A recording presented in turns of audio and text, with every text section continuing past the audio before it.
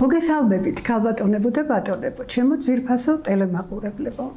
ვაგრძელებთ გადაცემათა ციკლს საუბრები ჟურნალისტიკაზე, სიმართლე სიკეთით. დღეს ამერიკის დამოუკიდებლობის დღეა.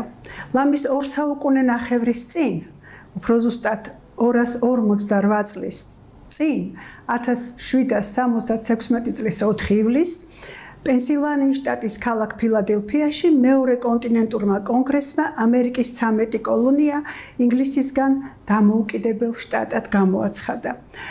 კონგრესმა დაამტკიცა ამერიკის ერთ-ერთი დამფუძნებელი მამის დამოუკიდებლობისათვის ეროვნული ბრძოლის გამორჩეული მონაწილის თომას ჯეფერსონის მიერ შედგენილი დამოუკიდებლობის დეკლარაცია.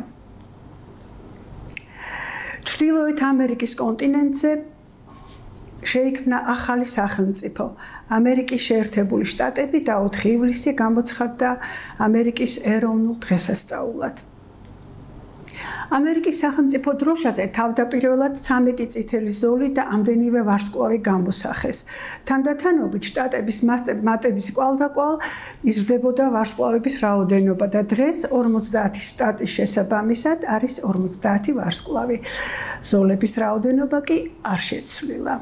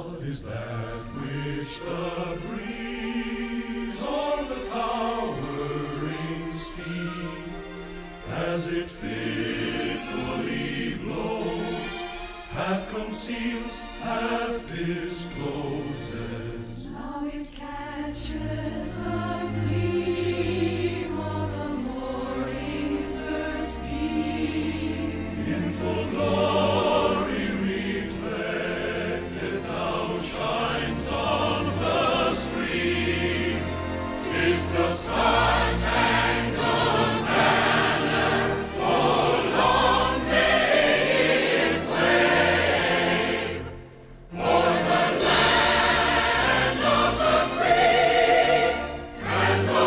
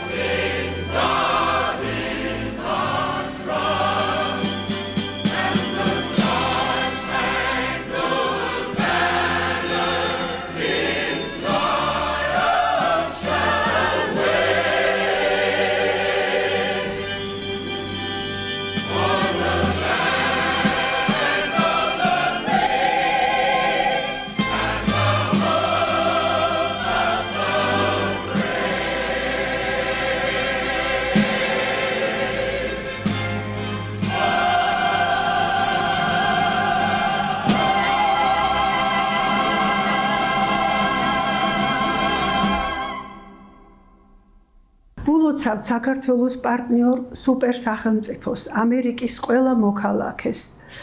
მსოფლიოს არაერთ ქვეყანაში ფუნქციონირებად ამერიკის შესწავლის ასოციაციებსა თუ ინსტიტუტებს და კვლევით ცენტრებს ამერიკის დამოუკიდებლობის დღეს. გულისტკივილით გავიხსენებთ პროფესორ ვასილ კაჭარავას, საქართველოს ამერიკანისტიკის ასოციაციის პრეზიდენტს, ივანე ჯავახიშვილის სახელობის თბილისის სახელმწიფო უნივერსიტეტში ჯერ ამერიკის შესწავლის ცენტრისა და მერეკი ინსტიტუტის დამფუძნებელსა და უცვლელ ხელმძღვანელს 24 წლის განმავლობაში. დღეს იგი უეჭველად იქნებოდა ჩვენი ძალიან საინტერესო, მჭერმეტყველი და ახალი იდეებით სავსე მომხიბლავი სტუმარი, მაგრამ ბედისწერამ სხვაგვარად განსაჯა. თავისი დიდი პედაგოგისა და მოამაგის ბატონი გელა ჩარკვიანის ანდერძის აღმსრულებელი, საქართველოში ამერიკანისტიკის ფუძეძლიერი ცენტრის დამფუძნებელი და მისივე აღზრდილებისა თუ კოლეგების მიერ ამერიკის კვლევის დამოუკიდებელი ცენტრებისა და რამდენიმე ინსტიტუტის დაფუძნების ინიციატორი, ხარში მდგომი და მოტივატორი, შარშან ივანე ჯავახიშვილის სახელობის თბილისის სახელმწიფო უნივერსიტეტის ბაზაზე ბრწყინვალედ ჩატარებული ამერიკანისტიკის 24 საერთაშორისო კონფერენციის შემდგომ, რომელიც მეგობრის, კოლეგისა და თანამოაზრის პროფესორ თემურ კობახიძის ხსოვნას მიუძღვნა და მიუხედავად უმძიმესი დიაგნოზისა, ფიზიკური თუ სულიერი ტკივილებისა, ჩვეული ხალისით, ენერგიულობით უხელმძღვანელა, ბოლომდე უშურველად დაიხარჯა. ბატონი ვასიკოა ემოციურად და ფიზიკურად დატვირთული დღეებიდან ორ კვირაში განეშორა წუთის ოფელს. მინდა ვთქვა, რომ ეს იყო პროფესიონალიზმის, საქმის ერთგულების, შესაშური ნებისყოფისა და საკეთებლის ფანატიკური სიყვარულის მაგალითი, ნიმუში. ეს მასტერკლასი ბატონმა ვასიკომ მის უამრავ სტუდენტს, მაგისტრანტს, დოქტორანტსა თუ კოლეგას უკანასკნელად ჩაგვიტარა. დღევანდელი გადაცემა მის ხსოვნას ეძღვნება და ჩვენი ლამის მეოთხე საუკუნოვანი კოლეგიალური მეგობრობის, ერთგულების გამოხატულება. დღევანდელ საუბრებს ჟურნალისტიკაზე ამერიკული მედიის თავისებურებათა ზოგიერთ ნიუანსს დაუთმობთ. რა კი ამერიკის დამოუკიდებლობის დღეა და გადაცემაც ამასთან დაკავშირებით მომზადდა, რასაკვირველია დავიწყებთ თომას პეინით, ამერიკული რევოლუციის მთავარი იდეოლოგით. ორი უიღბლო ქორწინებითა და კარიერის უდაბლეს საფეხურზე სხვადასხვა უინტერესო პროფესიის წარუმეტებელი ცვლით თავგაბეზრებული ახალგაზრდა პეინი ლონდონში მიემგზავრება, სადაც ბენჯამინ ფრანკლინს ხვდება და მისი ვერჩევით და მისი სარეკომენდაციო წერილებით ხელდამშვენებული 1774 წლის მიწურულს ამერიკაში მიემგზავრება ემიგრანტად. ფილადელფიულ ჟურნალ პენსილვანია მეგაზინში 18 თვიანი რედაქტორ-ჟურნალისტური საქმიანობის შემდეგ თომას პეინი აქტიურად ჩაერთო იმჟამინდელი რევოლუციური ამერიკის ბუბოქარ პოლიტიკურ ცხოვრებაში. 1776 წლის 10 ნოემბერს მან გამოაქვეყნა 50 გვერდიანი პამფლეტი „საღი აზრი“, რომლის პოპულარობა საოცრად მასშტაბური გამოდგა.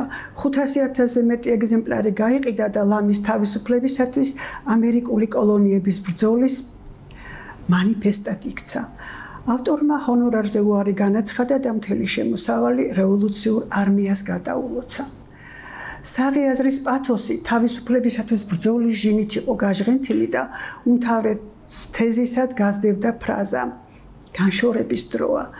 ავტორი შეუვალი პრინციპულობით ერთგულობდა საკუთარ პოზიციას, რომ შერიგების დოქტრინა დამარცხების ტოლფასია. თომას პეინის საღი აზრი იმის დასტურია, რომ ჟურნალისტური სიტყვა სათანადო დროსა და ვითარებაში გაჟღერებული საზოგადოებრივ აზრზე ზემოქმედების ქმნით ეპოქალურ ცვლილებებს განაპირობებს და ხშირად უწყობს ხელს და ხშირად განაპირობებს კიდეც.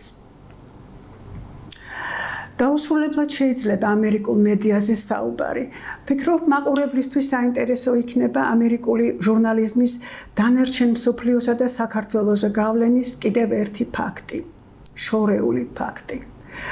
ამერიკული ქალამნისტიკის, როგორც ჩვენი ოკეანის გაღმელი კოლეგები უწოდებენ საავტორო სვეტებს, ჯერ კიდევ გასული საუკუნის დასაწყისში ჰქონდა აღზევების პერიოდი. რკინის ფარდის გამოღმა კი გასული საუკუნის 60-იანი წლებიდან გამოაღწია არტ ბუხვალდის საავტორო სვეტების სახით. ვინაიდან ცნობილი ქალამნისტი დემოკრატიული ქვეყნის მედიისთვის დამახასიათებელი პირუთვნელობითა და პრინციპულობით ამჟღავნებდა კრიტიკულ აზროვნებას, უმკაცრესად აკრიტიკებდა საკუთარი ქვეყნის ნაკლოვანებებს, საბჭოთა იმ პერიოდის საბჭოური პრესის ფლაგმანები „პრავდა“ და „იზვესტია“ დიდი ხალისით ბეჭდავდნენ მის პუბლიკაციებს. ცხადია, დიქტატორული ქვეყნისთვის დამახასიათებელი პროპაგანდისტული შეფუთვითა და მიზნით. ცენტრისამდაბნეულობით ისარგებლა საქართველოში გამომავალი გაზეთ „კომუნისტის“ იმჟამინდელმა რედაქტორმა, გონება მახვილობითა და სიახლის აქმის უნარით, იუმორის გრძნობით დაჯილდოებულმა რედაქტორმა, ბატონმა გიორგი ბედინეიშვილმა და თავისივე გაზეთში კომპარტიის ცეკას ორგანოში დააფუძნა სიახლე რედაქტორის სვეტი, ანუ ედიტორიალი, სადაც ეზოპეს ენით, ქვეტექსტურად ახერხებდა სიმართლის თქმას, რეჟიმისადმი კრიტიკული დამოკიდებულების გამოხატვას.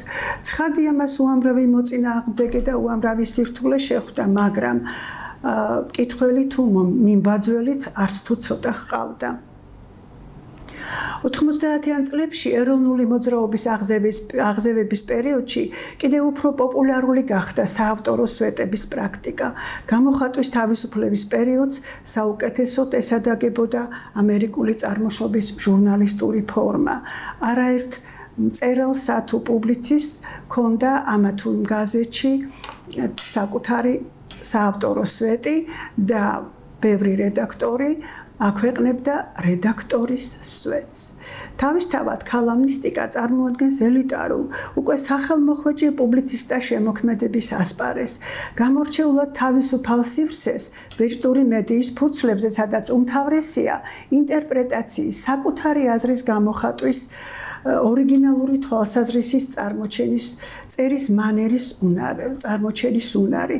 მეტის, ქალამნისტი შესაძლოა არც კი იყო ჟურნალისტი, უმთავრესია ის საინტერესო პიროვნება და მისაღები გახდეს რედაქტორისა და გამომცემლისთვის, რომლებიც მას სრულ კარტ ბლანშს უცხადებენ. რითიც გარკვეულ რისკზეც კი მიდიან.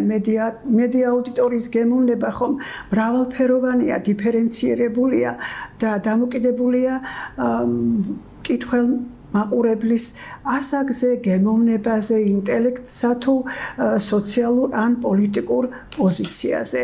ამდენად წარმატება გარანტირებული არასოდეს არ არის, მიუხედავად ავტორის სხვადასხვა ღირსებისა. მით უმეტეს რომ ანალიტიკურ ტექსტებს, მით უფრო მედია ტექსტებს მთელს თანამედროვე მსოფლიოში შეუმცირდა მკითხველი, მაყურებელი. მასა უპირატესად სენსაციებსა და სიახლურ ინფორმაციაზე, რეკლამებზეა ყურგამახვილებული, მაგრამ მოთხოვნა შემფასებლური, შემეცნებითი, ანალიტური შინაარსის ტექსტებზე საზოგადოების ნაწილში მაინც მნიშვნელოვანია და იგი ელიტარულ, ინტელექტუალურ მედია მომხმარებელზეა გათვლილი. ფაქტობრივად საავტორო სვეტის ნაირსახეობაა ციფრულ მედიაში დღეს ძალზე პოპულარული ბლოგიც, მხოლოდ ტექნიკური საშუალებაა განსხვავებული. სხვა მხრივ წერის, აზროვნების თავისუფალი მანერა, ინტერპრეტაციის ხელოვნება, ტექსტის პერსონიფიცირებულობა და მისთანანი საერთოა. აქ შემოქმედებითი თავისუფლება პრაქტიკულად უკიდეგანოა, თუმცა ხარისხობრივად და პროფესიონალიზმის თვალსაზრისით ეს თავისუფლება საკმაოდ დისბალანსსაც ქმნის. საავტორო სვეტის ჟანრის თუ ფორმის, ამაზე ჯერაც ვერ შეთანხმებულა ამერიკული მედია თეორია. მაწარმოებელი სახელწოდების მიუხედავად, ჩვენი აზრით არის არაიმდენად საგაზეთო სივრცეში მისი განთავსების ადგილის სტაბილურობა ან ავტორის გამორჩეულობა, რაც თავისთავად, რა თქმა უნდა, მნიშვნელოვანია, არამედ ამ ტიპის ნაწარმოებთა განსაკუთრებული შინაარსი, წერის ესეისტური მანერა, ტექსტის პერსონიფიცირებულობა, ინფორმაციული ჟანრებისგან განსხვავებული ანალიტური ინტენცია, კრიტიკული პათოსი, პოზიციის გამოხატვა პატვის სრული თავისუფლება, შემფასებლური ხასიათი. სწორედ ზემოთ ჩამოთვლილ თვისებათა გამო შემორჩა დღემდე გემოვნებიანი მედია მომხმარებლის ხსოვნას რიჩარდ ნიქსონის, ამერიკის 37 პრეზიდენტის საავტორო სვეტები, არტ ბუხვალდის, ვოლტერ ლიპმანის, ჯოზეფ უოლსოპის, ჯონ რესტონისა და სხვათა საავტორო სვეტები. თანამედროვე პოპულარული ამერიკელი კოლუმნისტები ენდი ბოროვიცი ჟურნალ ნიუ-იორკერიდან, კატლინ პარკერი და ფარიდ ზაქარია ვაშინგტონ პოსტიდან, ნიუ-იორკ ტაიმსის კოლუმნისტები მორინ დოდი, პოლ კრუგმანი, დევიდ ბუქსი და სხვანი ქმნიან დღეს ამინდს ამერიკულ მედია სივრცეში.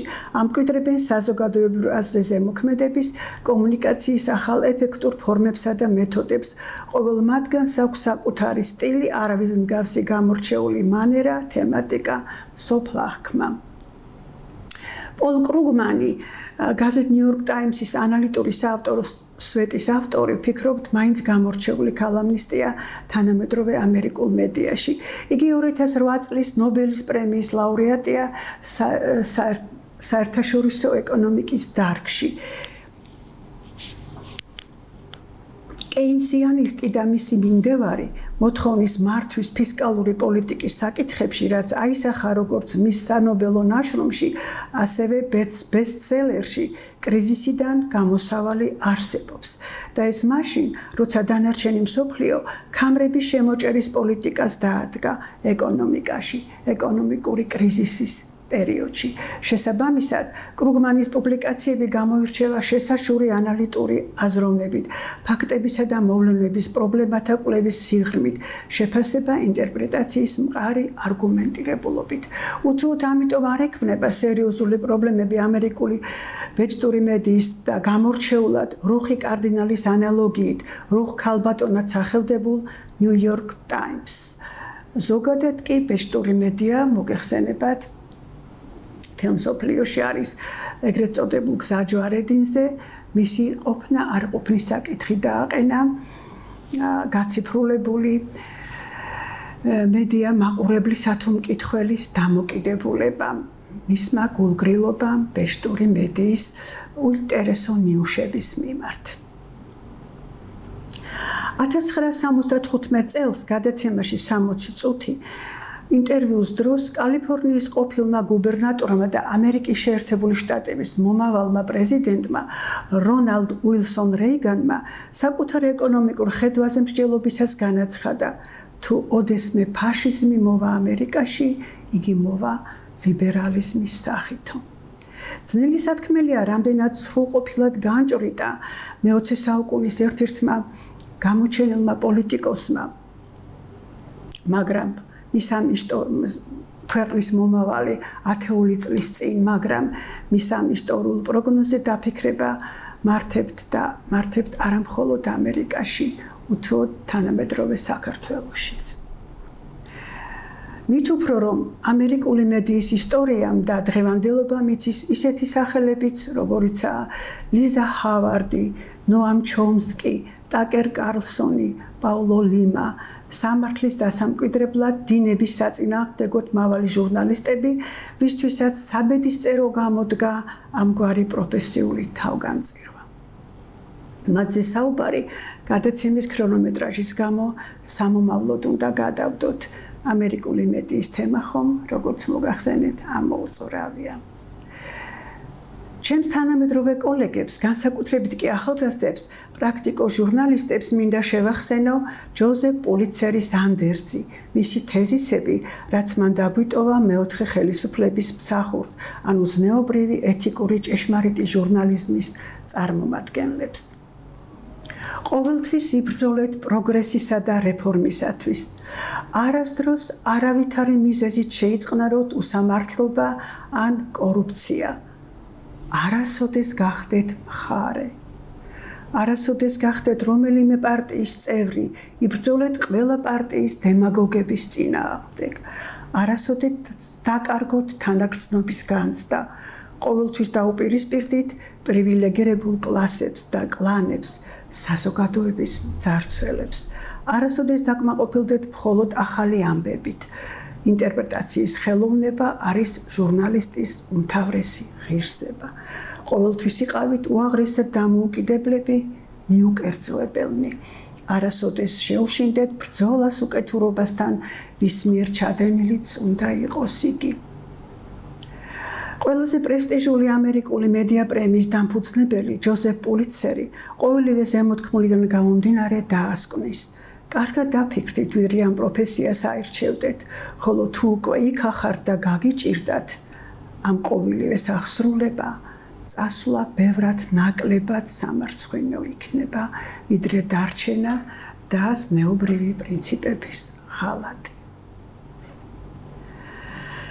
მომავალ ხუთშაბათამდე ჩემო ძვირფასო ტელემაყურებლებო.